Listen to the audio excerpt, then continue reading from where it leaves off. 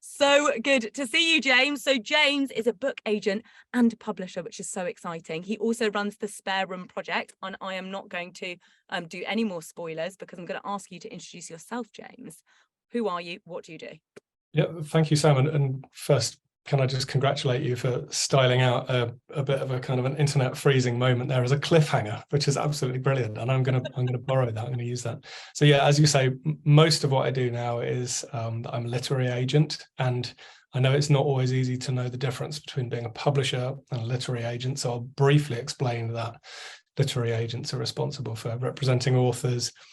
So if I've taken you on as a client, if you're an aspirant author and I've taken you on as a client, I will work with you to make your book better before I then send it out to publishers and try and get you a really good publishing deal. And then I will represent your interest and advocate for you in the publishing process. That's what being a literary agent is all about. So I'll do that and a bit of my own publishing, geeky books about cycling. I coach publishers in presentation skills, and I also run a thing called the Spare Room project, which maybe we'll talk about in a bit. Amazing. What a great summary. Thank you so much. Also, great to make that distinction as to what a literary agent actually does. So any budding authors out there, obviously James is your guy. So tell us a bit more about your career path. So what happened after you left school up until what you do now? And also, did you even know that what you do now was an option when you were at school?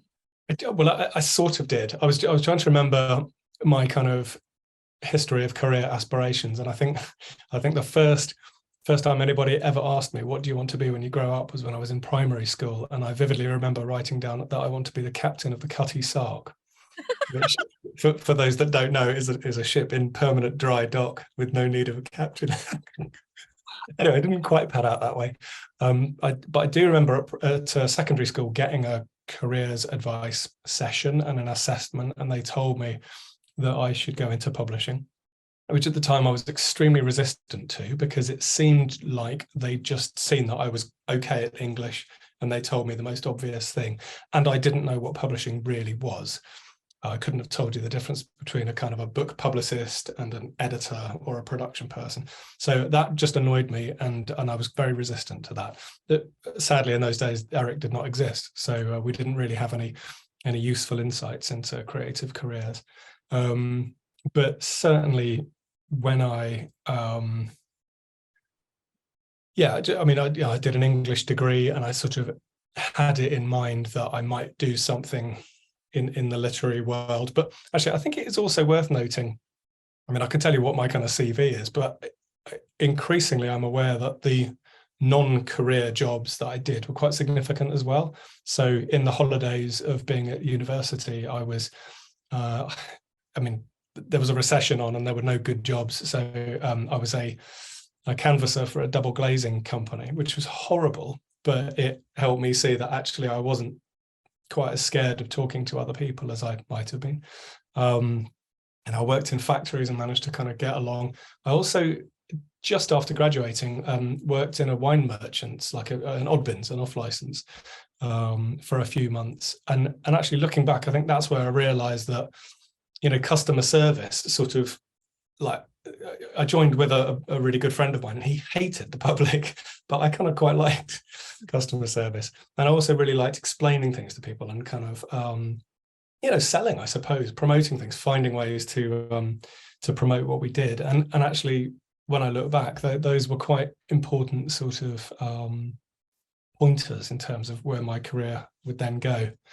And Sam, shall I sort of briefly run through what I've done job-wise in public? Yeah, okay. So keeping it quite short, because it is a bit complicated. I started off as a doing work experience at Bloomsbury back when it was unpaid, and I could only do it because my dad lived nearby.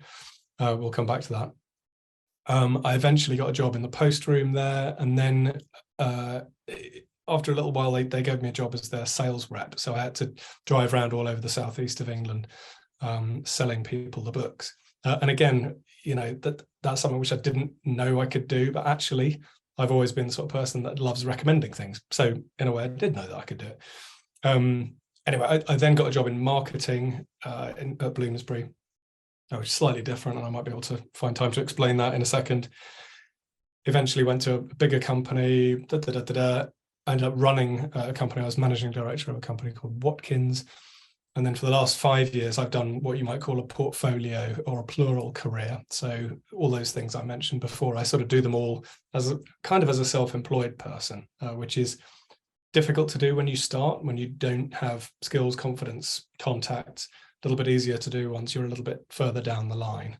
But yeah, so including commissioning books, which is I think a lot of people's conception of what publishing is all about. It's actually buying the books from literary agents often and editing them and directing how they're promoted. So I do a little bit of that as well, just to be confusing about things. No, I love that. I mean, what a varied variety of things.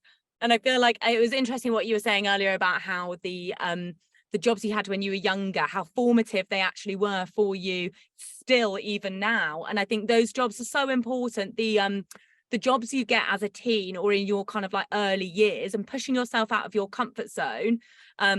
We had this earlier from the lovely Andrew, who was from Doc Martens. He was a door-to-door sales rep when he was like 18. And he was like, it just taught me, resilience. It taught me to just, like, I guess to just kind of, I guess, how to be rejected on a regular basis, like all these kind of things. And I think all of those kinds of jobs when you are younger are so important because they really do teach you quite a lot. So yeah, no, absolutely. And then obviously you've had such a kind of a colourful career throughout the entirety of your time in publishing. It's really interesting to hear. Let's move on to the next question. What advice would you give to a 16-year-old watching now who is interested in getting into the publishing industry? Okay, I've got one really simple thing and a few more sort of abstract strokey beard things. The really simple thing is learn to type. If you can't type, just learn to type. It's such a no-brainer. That there's a lot of people in arts and culture careers who don't type and they think it's somehow like clever or whatever. Particularly a lot of senior men, just like bash out, rubbish, unclear emails, and actually you can either do a better email in the same amount of time or do the same email quicker. And I don't think emails are going to go anywhere. We are text is going to be a feature of careers for years to come. So learn to type. The other thing is, I think it's not really specific to publishing, but my advice to any 16-year-old would be sort of try and cultivate your own almost like alternative report card for yourself. So how good you are at English, maths, whatever. And the school is always telling you how good you are and how much you like them, obviously. But things that aren't subjects, try to notice what you notice what you like, notice what you're good at, notice what you're naturally good at. I'm thinking things like, so I was always the person that was constantly recommending things. I enjoyed kind of cultural consumption, but I really enjoyed recommending books, films, etc. That's something to take notice of.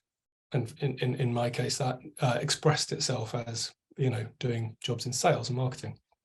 I was terrible at maths, but I only found out later on doing a kind of a recruitment exercise for a job I didn't actually get, that I'm actually pretty good at interpreting statistics. My school career didn't expose that ability, but actually if you put a graph or a P&L sheet or something, a profit and loss sheet or something like that in front of me, I can tease out the meaning of it. That's not maths. And what that meant is that when I came into jobs where there was strategy involved, like being a managing director, I didn't have to look at a spreadsheet and freak out and think this is maths, because I knew it wasn't. I knew it had to do with statistics and correlation and interpretation of numbers and money, and that's different. As I said, I realized early on, I'm a bit of a people pleaser. Maybe that's a flaw, maybe that's a skill. What it does mean is that if you put me in a job where I sell to people, I don't hate it. I'm good at it. And equally, I was always quite geeky. My stepmother was in advertising, and I was really enjoyed reading her books about ads. That's kind of geeky and weird as a teenager, but actually what that meant is, I've got a fascination with how you persuade people, how you, explain concepts and make things appealing. And that has directly fed into what I do for a living. So yeah, notice what comes naturally, notice what you've got an aptitude for that doesn't necessarily sit in the box of an academic discipline. Yeah, and then on a practical level, advice for getting into publishing, one thing I would say is be curious about all of it, because there's bits of publishing that you don't know about, because publishing isn't all that good at explaining itself.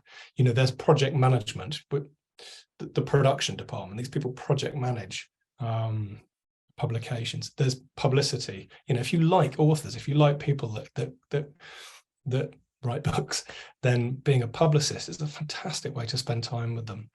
Marketing is a wonderful discipline as well. You get to promote books in all sorts of creative ways. And yeah, and you know, there's even careers in rights, you know, so you can be kind of having contact all over the world trying to sell books to them. So yeah, be curious about it. Join or at least follow organizations like the SYP, the Society of Young Publishers. They're really, really good. And yeah, try to, I mean, you know, read books, work in a bookshop. That's an absolutely classic one, but you cannot go wrong if you do some work in a bookshop. And yeah, and talk to people about books. Fantastic. Great bits of tangible advice there. Thank you so much, James. We had loads of questions come through for you, by the way, but we don't have time to answer them. As before, guys, just quickly with the questions, please do put them in the chat. We will be sending them to James afterwards for him to answer either via email or by selfie video, because we just don't have time in the 15 minutes to be able to ask everything to James that we want to. So, but on to the final question, the big one that I've been waiting for, which is tell us about the spare room project. Yeah, well, thank you. The Spare Room Project is something I set up in 2016 in a very informal way, because I was aware that not everybody had my privilege of having a family member who lived in central London with whom I could stay while doing an internship.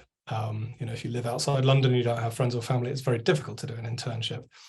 So essentially what the Spare Room Project does is it puts together interns with people in publishing in London who have a spare room or a sofa to sleep on, or or whatever. There's an online version of it called the Spare Zoom Project, which is more like just a free 30-minute mini mentoring opportunity with somebody already in the industry, so you can ask them questions. But basically the whole point is it's about access to the industry. Now there's big news which hasn't really been announced, so this is quite an exclusive. Yeah, I was going to say it's off the record, but it's anything but, because I'm just telling it to loads and loads of people.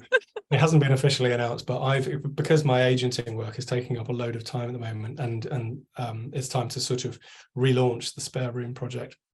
I've actually just agreed with the aforementioned Society of Young Publishers that they are going to take it on, and they're going to give it a big relaunch, and they've got a fantastic community of people looking for jobs in publishing, but also people in their first job or two, in their first, say, 5 years of their careers. They're a wonderful conduit of knowledge and understanding. And so they are probably around March going to May, do a relaunch of the Spare Room Project. And so my suggestion would be, if you think you're ever going to do work experience, and if you think you might need that, accommodation services, follow the Society of Young Publishers, and they will be your route to the Spare Room Project. Oh my God, that is a fantastic note to end on, because I'm sure there are so many people who would have watched like the Penguin or the Bauer interviews that we did literally just about, however long ago, 15 minutes ago, 30 minutes ago.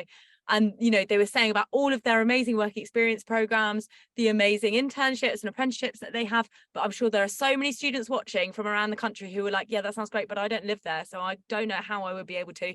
This is how you can do those internships, those work experiences, the apprenticeships, even I'm imagining the entry-level jobs as well. For a little bit, you could maybe sofa surf, build up contacts in the industry at the same time. I think that's one of the most beautiful things about this, is that you would literally be staying with people from publishing, and you can get that mentoring as well, get access to those networks. What a cool idea. I love this. As I said before, James, this should be a thing in every industry, I think. Okay, so that is all we've got time for. We have run out of time. But James, it's been so fantastic talking to you. Thank you so much for joining us.